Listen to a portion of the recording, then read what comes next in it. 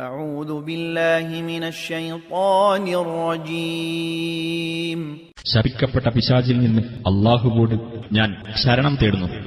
أولم يسيروا في الأرض فينظروا كيف كان عاقبة الذين من قبلهم كانوا أشد منهم قوة وأثاروا الأرض وعمروها أكثر مما عمروها وجاءتهم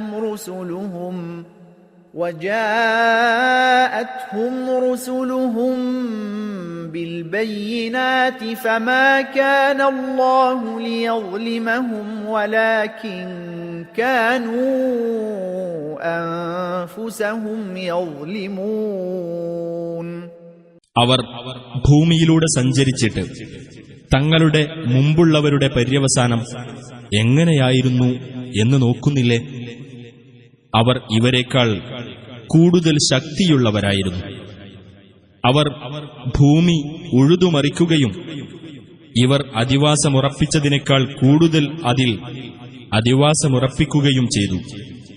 നമ്മുടെ ദൂതന്മാർ വ്യക്തമായ തെളിവുകളും കൊണ്ട് അവരുടെ അടുത്ത് ചെല്ലുകയുണ്ടായി. എന്നാൽ അല്ലാഹു അവരോട് അക്രമം ചെയ്യുകയുണ്ടായിട്ടില്ല.